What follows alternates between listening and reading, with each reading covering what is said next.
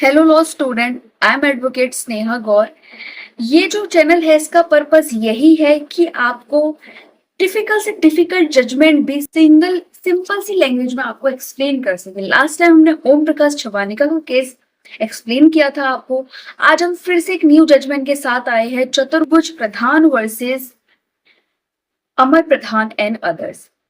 ये बहुत ही इंपॉर्टेंट जजमेंट है। इसमें एक बहुत ही अच्छा लीगल पॉइंट हेल्ड हुआ है जो कि सभी स्टूडेंट के लिए, बी जुडिशियल एस्पिरेंट या फिर अदर किसी एग्जाम के लिए या फिर एपी हो या अदर किसी भी एग्जाम के लिए प्रिपरेशन कर रहा हो, उस स्टूडेंट के लिए बहुत ही एक इम्पॉर्टेंट जजमेंट है। इसमें जो लॉ डिस्कस हुआ था वो मेन ये है कि क्या जब एक अक्यूज रेप के चार्ज में अक्विट हो जाता है तो क्या अगर इन केस अगर उस आउट ऑफ रेप से कोई issue issue in the sense कि कोई चाइल्ड बॉर्न होता है तो क्या वो अपनी उस चाइल्ड के टूवर्ड्स कोई भी लाइबिलिटी है उससे एब्सोल्युटली डिस्चार्ज हो सकता है। ये जो केस लॉ था, ये जो केस लॉ है इसके फैक्ट कुछ ऐसे हैं कि रेस्पोंडेंट नंबर 1 जो कि चाइल्ड जो कि क्लेम कर रहा है अपनी, उसने सूट फाइल किया है फॉर डिक्लेरेशन ऑफ पैटर्निटी। अब लॉ स्टूडेंट आप मुझे ये बताएंगे कि suit for declaration under which section and किस लॉ के अंडर क्लेम किया जाता है। कमेंट सेक्शन में आप मेरे को कमेंट कीजिए। उन्होंने ये सूट फाइल किया कि आप डिक्लेयर किए I am a biological father of appellate, appellate जो करंटली सुप्रीम कोर्ट के सामने है, और मुझे फिर सक्सेशन के राइट्स प्रोवाइड की, मुझे सक्सेशन के राइट मिले जैसे ही स्टैब्लिश हो जाता है कि I am a biological son of this appellate.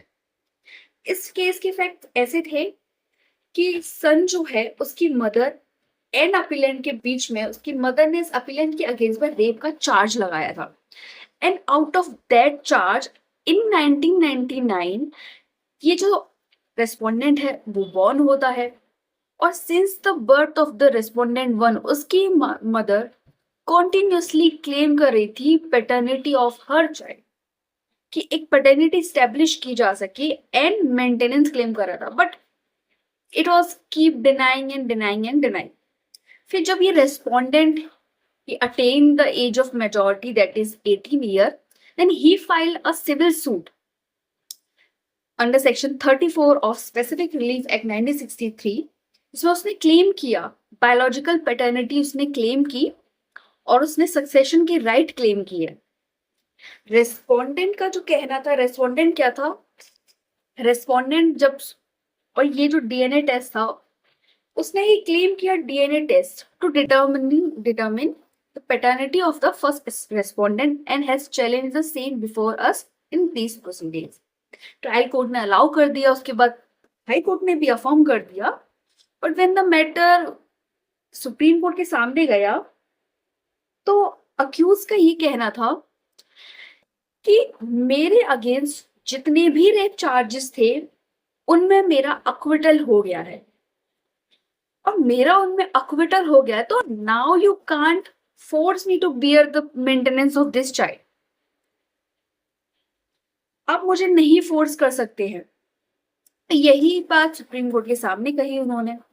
उन्होंने ये भी कहा कि section 114 clause H of the Indian evidence act, law student आप मुझे बताइए कि बीएसए का ये कौन सा प्रोविजन है जो ये बोलता है कि क्योंकि मेरा रेप केस, उन्होंने बोला कि क्योंकि मेरा रेप केस में अक्विटल हो चुका है तो आप मेरे अगेंस्ट यहाँ पर प्रिजम्पशन रेज नहीं कर सकते हैं, उन्होंने ये कहा कि, और वो ये बोलता है कि अगर एविडेंसेस के लिए फोर्स किया गया है किसी पार्टी को तो आप उसको फिर एविडेंस को फोर्स किया गया और आप उस पार्टी ने, I am so sorry for these mistake, मैं फर्स्ट टाइम ये वीडियो बना रही हूँ इसलिए मेरे से ये मिस्टेक्स हो रही है, please please please pardon me.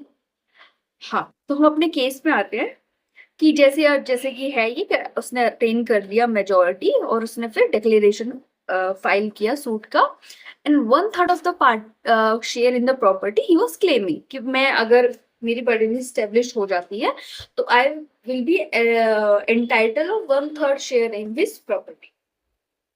तो अपीलेंट कहते हैं सुप्रीम कोर्ट के सामने कि जैसे सेक्शन 114 का क्लॉज एच पे थे हम, जैसे ये है, मैंने हाईलाइट किया हुआ ये पोर्शन, जो ये बोलता है कि अगर कोर्ट किसी पार्टी को फोर्स करता है कि आप ये एविडेंस प्रोड्यूस कीजिए, और अगर वो एविडेंस प्रोड्यूस नहीं करता है तो उसके अगेंस्ट एक प्रिजम्पशन रेज हो जाती है कि that if that particular evidence would have been produced by the party, so that would have been not in that wouldn't have been in favor of the respondent.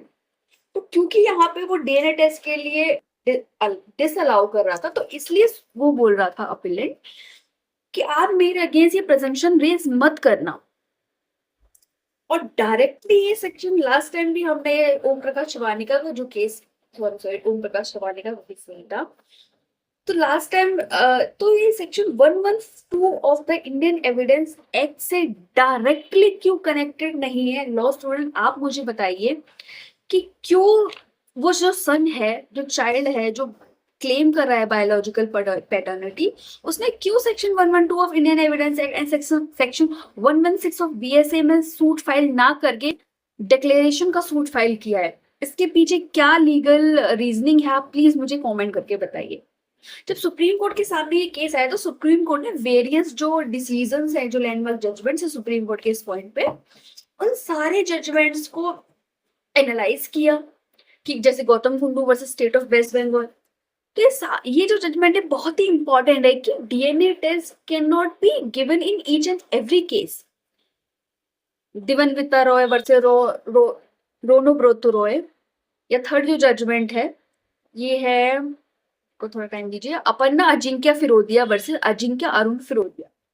तो बहुत important judgement है जो ये बोलते हैं कि DNA test can not be allowed in each and every case, it can only be allowed in only in circumstance, only in certain circumstances, और that too कुछ टेस्ट कंप्लीट होने चाहिए तभी। जब सुप्रीम कोर्ट ने सारे केसेस को analyse किया तो उन्होंने 3 टेस्ट बताए कि ये 3 अगर टेस्ट कंप्लीट हो जाते हैं हम तभी डीएनए टेस्ट को अलाउ करते हैं। That first is the only test to be satisfy whether the result of the DNA test is directly in issue and whether any other evidence on record can substitute for the answer that may be arrived at although this scientific process, and also whether it is in the best interest of the parties and justice. First ये है कि हम DNA test को तभी allow करेंगे जब DNA का जो रिजल्ट होता है that directly in fact in issue, मतलब डायरेक्टली ही उसका जो इस जजमेंट का जो रिजल्ट है उस पर डिपेंड करता है, और अदर एविडेंसेस अवेलेबल ही नहीं है कि वो डीएनए टेस्ट को सब्स्टिट्यूट कर दे।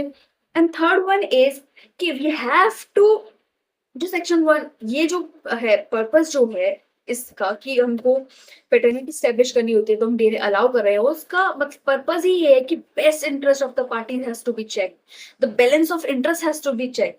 It is the duty of the court to check whether that there should not be miscarriage of justice. The justice should be done. Justice not only seen to be done but also have to be done. तो यही case था, उन्होंने ये बोला कि ये बहुत कि हम इसमें बहुत इंपॉर्टेंट है कि हम डीएनए टेस्ट को अलाउ करें। फर्स्ट तो ये है कि जस्ट बिकॉज जब कोई क्रिमिनल केस होता है, इसमें 2 रीजनिंग थी जिसमें अलाउ किया गया है डीएनए टेस्ट। फर्स्ट इज कि जब क्रिमिनल प्रोसिक्यूशन होता है तो प्रोसिक्यूशन के पास बर्डन होता है कि उसे बियॉन्ड रीजनेबल डाउट उसको प्रूव करना होता है।